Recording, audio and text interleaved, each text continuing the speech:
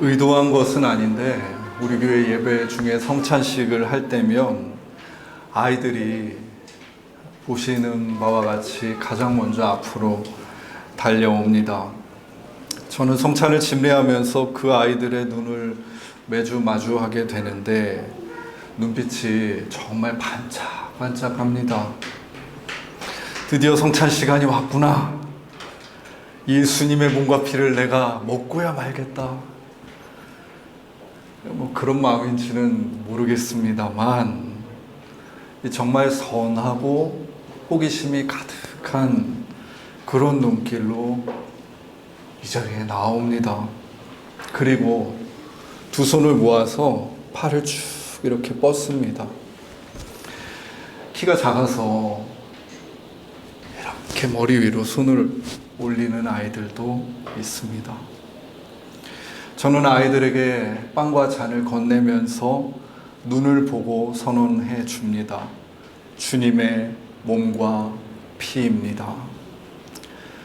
아이들은 그때 저와 눈을 맞추기도 하고 빵과 잔을 보면서 아리송한 표정 혹은 웃음을 짓기도 합니다. 저는 아이들이 이 빵과 잔을 받고 아멘으로 응답할 수 있도록 성찬을 주고 바로 아멘이라고 함께 고백합니다. 아멘은 동의와 긍정, 받아들임의 예이죠. 아멘 하면서 네, 이 빵과 잔은 나를 위한 우리 주님의 몸이며 피입니다 라고 고백하는 것입니다. 저는 성찬에 참여하는 우리 교회 아이들이 이러한 성찬의 신비를 완전하게 다 알고 있다고 생각하지는 않습니다. 하지만 우리 예수님의 사랑은 우리가 그것을 다 이해하고 알기 전에 이미 우리에게 찾아오는 법. 아이들은 언젠가 자신을 살게 했던 그 사랑을 보고 놀라고 감사하고 감격하게 될 것입니다. 이 성찬에 참여하고자 눈을 반짝이며 조심스럽게 두 손을 뻗은 이 아이들의 태도에는 어떤 거대한 희망이 들어 있습니다. 우리 교회에서 현재 진행되고 있는 작은 숲 모임 시즌2에서 우리는 로안 윌리엄스가 쓴 그리스도인이 된다는 것이라는 책을 읽어나가고 있습니다. 그 책에서 이렇게 말합니다.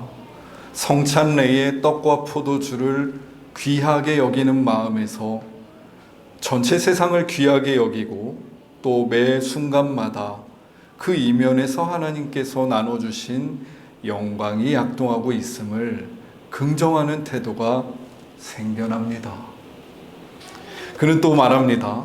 떡과 포도주라는 물질로 이루어진 음식을 진지하게 여기는 자세가 하나님께서 주신 모든 물질을 감사하는 마음으로 귀하게 여기는 태도의 출발점이 됩니다.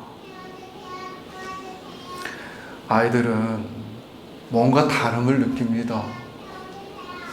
빵집에 가면 아주 흔하게 있는 것이 빵이고 편의점에 가면 손쉽게 부모님께서 사주시는 것이 포도주스인데 교회는 저 빵과 포도주스를 주님의 몸이며 피라며 아주 고귀하게 대함을 이 예배 안에서 본능적으로 느낍니다. 아이들은 이러한 태도를 모르는 사이에 점점 내면화합니다. 빵과 포도주스를 귀하게 여기던 이 아이들은 빵과 포도주스만이 아니라 모든 장소와 사물과 사람들 속에 내가 생각하지 못했던 저 성찬식과 같은 어떤 시면이 깃들어 있는 거 아닐까 마침내 생각하게 될 것입니다. 이처럼 우리가 드리는 예배는 우리의 삶과 깊이 연결되어 있습니다. 예배의 태도는 곧 일상의 태도가 되고 예배에서 하나님을 바라보는 그러한 눈길은 세상을 바라보는 눈길이 됩니다. 하나님께서 이집트에서 종살이하던 이스라엘 백성들을 출애굽한 뒤에 당신의 백성으로 세우고자 하셨습니다. 이집트에서 노예로 살던 근성과 태도와 인식까지 모두 새롭게 세우고자 하셨습니다. 하여 하나님은 저들에게 제사를 드리게 하십니다.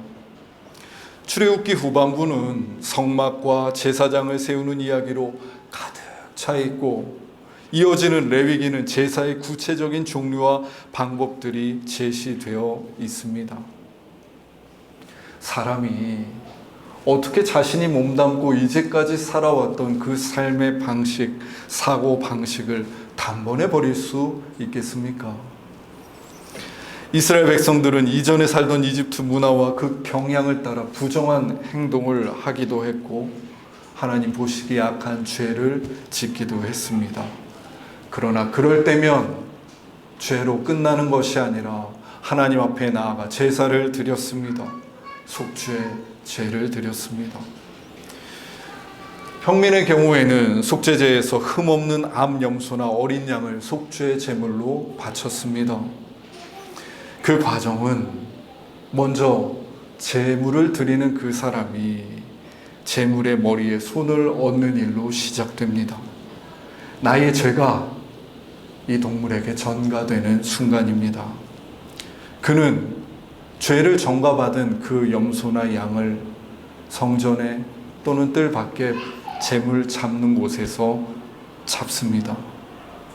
죄를 전가받는 양을 죽이는 이의 손은 떨리고 얼굴은 핏기가 없을 수밖에 없습니다.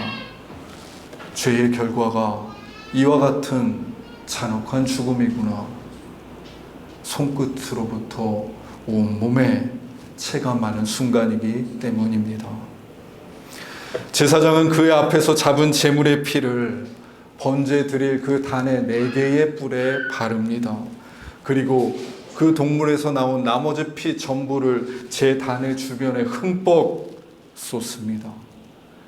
아직도 끝난 것이 아닙니다. 제물을 가져온 사람은 이제 그 앞에서 제물의 가죽을 벗기고 각을 뜨기 시작합니다. 내장을 꺼내고 내장에 붙은 기름까지 제거하고 나면 그제서야 제사장이 그 제물을 받아서 제단 위에 불 태웁니다.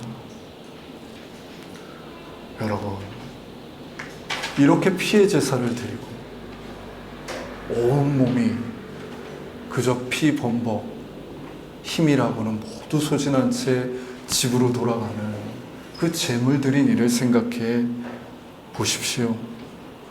그는 집에 돌아가 온몸을 씻어도 피 냄새가 가시지 않음을 느낍니다. 양을 잡고 가죽을 벗기고 각을 뜨느라 사용하지 않았던 근육과 움직인 손목 관절이 뻐근하게 아려오는 것을 느낍니다. 그는 자신이 돌보는 가축들을 보다가 문득 하나님께 자신이 제물로 드린 양을 기억합니다. 그러니 제사는 단 한 번의 예식이 아니라 이런 방식으로 저들의 일상 깊숙이 아주 촘촘하게 연결되는 예식이었던 것입니다.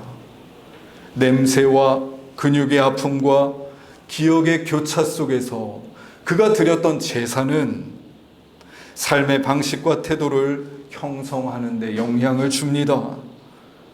제사를 드리면서 그가 경험한 감각과 태도는 내가 일상에서 다른 사람들을 바라보고 사물들을 바라보는 태도에 영향을 미치고 무엇보다 하나님의 뜻을 헤아려 살아가도록 지대하게 영향을 미칩니다. 그러니 이스라엘 백성들에게 제사는 내 삶과 하나님이 연결되어 있음을 온몸으로 자각하는 시간이었고, 그분에 의해서 내 삶의 작고 큰 모습들이 형성되는 창조의 여정이기도 했습니다. 이처럼 예배 드리는 이의 삶과 제사가 깊숙이 연결되어 한 사람의 일상을 형성해 가는데 오늘 우리가 읽은 이사야 본문에서는 무언가 잘못되었음을 증거하고 있습니다. 이사야 1장 11절입니다. 여호와께서 말씀하시되 너희의 무수한 재물이 내게 무엇이 유익하뇨? 나는 순양의 번제와 살찐 짐승의 기름에 배불렀고 나는 숫송아지나 어린 양이나 숫 염소의 피를 기뻐하지 아니하노라. 하나님은 그들이 지금 드리고 있는 제물도 번제도 피도 도무지 기쁘지가 않다고 말씀하십니다. 아니, 이제는 아예 제물을 가져오지 말라고 말씀하십니다. 본문 13절입니다. 헛된 제물을 다시 가져오지 말라. 분향은 내가 가증히 여기는 바요 월삭과 안식일과 대회로 모이는 것도 그러하니 성회와 아울러 악을 행하는 것을 내가 견디지 못하겠노라. 제물뿐만이 아니라 한 달에 한 번 드리는 월삭과 안식일 예배까지도 그만하라고 말씀하십니다. 이유는 너무도 분명합니다. 성회와 아울러 악을 행하는 것을 내가 견디지 못하겠노라. 제사는 제사 드리는 이의 일상과 깊이 연결되어 그 삶의 태도를 형성하는 역할을 해왔습니다만 이사야 시대에 드리던 제사는 철저하게 그들의 삶과 분리되어 있었던 것입니다. 하나님은 15절에서 이렇게 말씀하시기도 합니다. 너희가 팔을 펴고 나를 향해 기도할지라도 내가 듣지 않을 것인데 그 이유 역시 너희 손에 피가 가득함이니라. 하나님을 향해서 성전에서 팔을 뻗고 간절하게 기도하는 사람을 봅시다. 우리는 그 사람이 하늘을 향해 손을 뻗은 그 표면적 모습이 먼저 보입니다만 하나님은 그가 뻗은 그 손으로 그가 이제까지 행한 일들이 여지없이 보이시는 것입니다. 거듭되는 예배로도 도무지 좁혀지지 않는 예배와 삶의 그 괴리감 속에서 하나님은 낙심하십니다. 이사야에서 나타난 예배의 실패가 더욱 두려운 것은 저들이 지금 표면으로는 하나님을 부인하고 있지 않기 때문입니다. 하나님을 향한 예배와 절기와 기도와 헌금이 계속되지만 저들의 하나님은 그저 저들이 제사 드릴 때에만 눈앞에 존재하는 신입니다. 여기서 하나님은 한없이 축소되고 왜곡되어집니다. 내 삶을 관통하고 꿰뚫어 보시는 만유의 주 하나님이 아니라 그저 당시에 이방신들과 같이 어르고 달래서 내 필요를 얻어내면 되는 신 정도로 전락하고 마는 것입니다. 이와 같은 선지자 이사야가 활동하던 시대를 이사야 1장 1절이 증언하고 있습니다. 그때는 다름 아닌 우시야와 요담과 아하스와 히스기야 왕이 유다를 다스리던 때입니다.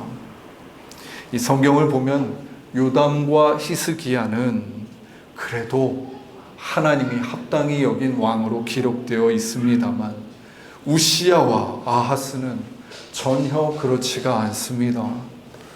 먼저 우시야는 자신의 군대가 강성해지고 그리하여 이웃 나라들과의 전쟁에서 승리하고 경제와 외교에서 탁월한 성과를 얻게 되자 자신만만해진 왕으로 등장합니다. 그는 하여 하나님을 예배할 때에도 레위기에서 말씀하신 방법대로 아론의 자손들 제사장을 통해 하나님 앞에 나아가지 않고 내가 앞장서서 스스로 제사장이 되어 예배하려고 나아갑니다.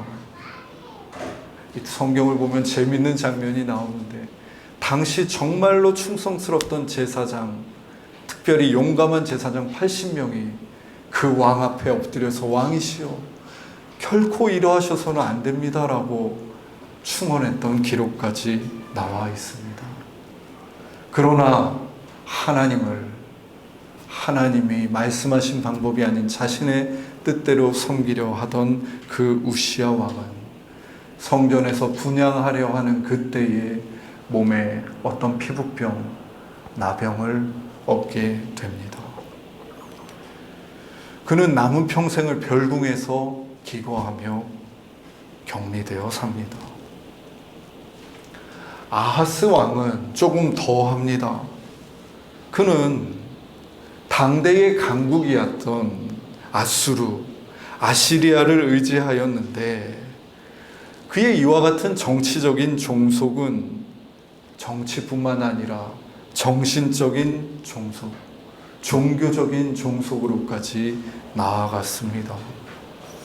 그는 아수르의 신하 나라로서 아수르를 방문해서 조공을 바치고 아수르 왕을 경배하고 나서 아수르에 있는 그 제단을 모형을 떠서 유대의 땅으로 가져옵니다. 하여 유대에 있는 제사장에게 이와 똑같이 제단을 만들라고 하지요. 그는 돌아와서 기존에 있던 성전에 있는 기물들도 갖다 동원해 그 제단을 완성한 뒤에 아침과 저녁 제사, 안식일 제사와 월삭 제사를 비롯한 모든 왕과 백성들의 번제를 그 아수르의 모형을 딴 제단에서 드리라고 합니다. 당연히 이는 하나님을 향한 제사가 아니었습니다. 아수르의 신 아슈르를 향한 것이었습니다. 하나님의 말씀을 무시하고 이렇게 자신의 뜻대로 예배하는 우시야의 교만함, 아수르의 신을 예배하고 의지하는 아하스의 우상 숭배는 놀랍게도 역시 저들의 일상을 형성해 가기 시작합니다. 참으로 무서운 사실인데요. 우리가 하나님을 온전히 예배할 때만이 아니라 우리가 하나님을 경홀히 여기고 교만히 예배할 때에도 그러한 태도가 우리의 일상에 스며들어 우리의 일상을 그와 같이 형성한다는 사실입니다. 무시무시한 일입니다. 더 이상 예배가 그의 일상을 하나님의 뜻대로 형성하고 창조하는 그 하나님의 역사가 되지 못할 때 하여 예배와 일상의 괴리감이 깊어져 갈 때 하나님은 이제 그만하라고 그 예배를 거절하십니다. 그리고 하나님은 이사야를 통해서 저들에게 이와 같이 촉구하십니다. 오늘 본문 16절과 17절입니다. 너희는 스스로 씻으며 스스로 깨끗하게 하여 내 목전에서 너희 악한 행실을 버리며 행악을 그치고 선행을 배우며 정의를 구하며 학대받는 자를 도와주며 고아를 위하여 신원하며 과부를 위하여 변호하라 하셨느니라. 한마디로 성전에서 너희가 드린 예배와 너희가 사는 이 일상의 삶의 괴리를 좁히고 다시 연결하라는 말씀입니다. 우리는 본문 16절에서 하나님께서 하신 말씀, 특별히 내 목전에서를 주목하지 않을 수 없습니다. 하나님께서는 내 목전에서 버리고 그치고 배우고 구하며 도와주며 신원하고 변호하라고 하십니다. 이 목전의 사전적 의미는 눈의 앞 또는 눈으로 볼 수 있는 가까운 곳을 말합니다. 제가 이 아이가 어려서 잘 걷게 되고 함께 걷다 보면 이제 혼자 앞으로 뛰어나가서 먼저 길을 가려고 합니다. 길을 가야죠. 이제 컸으니까. 그래도 아직 아이가 어리고 또 차가 올지 모르니까 제가 꼭 당부합니다. 루아야, 혜연아, 엄마 아빠 눈에 보이는 만큼까지만 가도록 해라. 엄마 아빠가 보이지 않는 데까지 가지는 말아라. 내 목전에 있어라 라는 말입니다.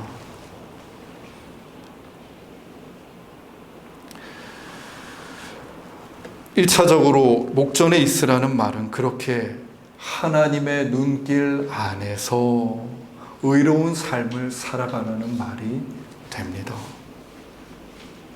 그런데요, 이 하나님의 눈길은 우리 인간과 같이 시간과 공간의 제약을 받는 눈길이 아님을 또한 기억해야 합니다.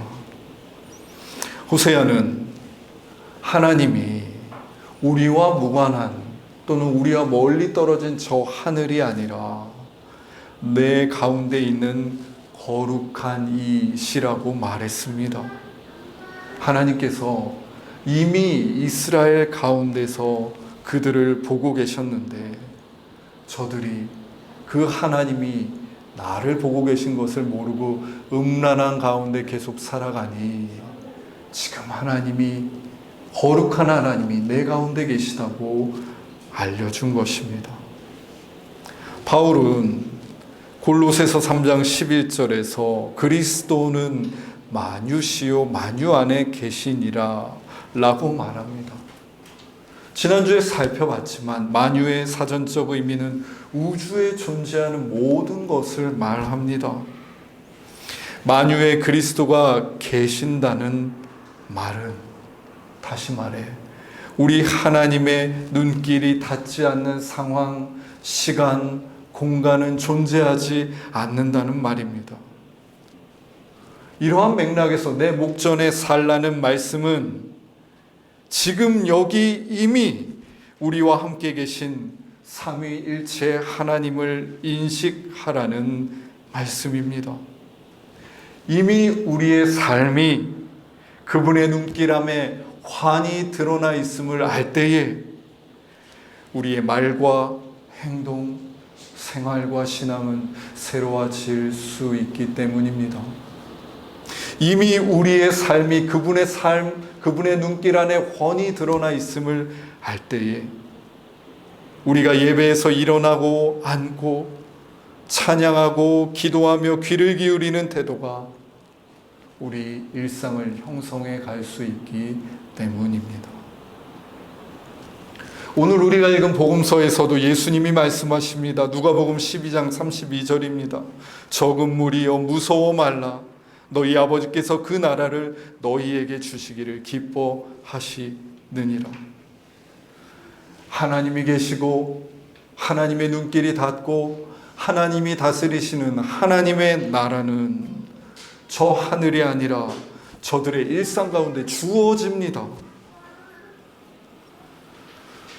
저는 물리적으로 이렇게 엄격하게 하나님 나라를 하늘과 땅으로 구분해온 우리의 공간 개념이 흔들리고 죽음 이전과 이후로 천국을 말해왔던 우리의 시간 개념을 흔들어버리는 이런 예수님의 말씀이 참 좋습니다.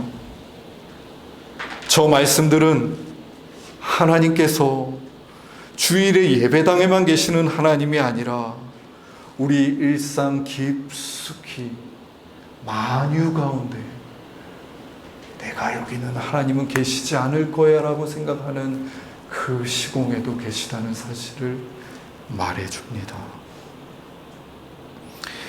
이는 우리의 모든 시간과 상황이, 기쁨과 슬픔이, 성공과 실패가 하나님의 눈길 안에 있으며 그 모든 상황은 하나님의 뜻이 깃들 여지가 있는 상황이라는 말입니다.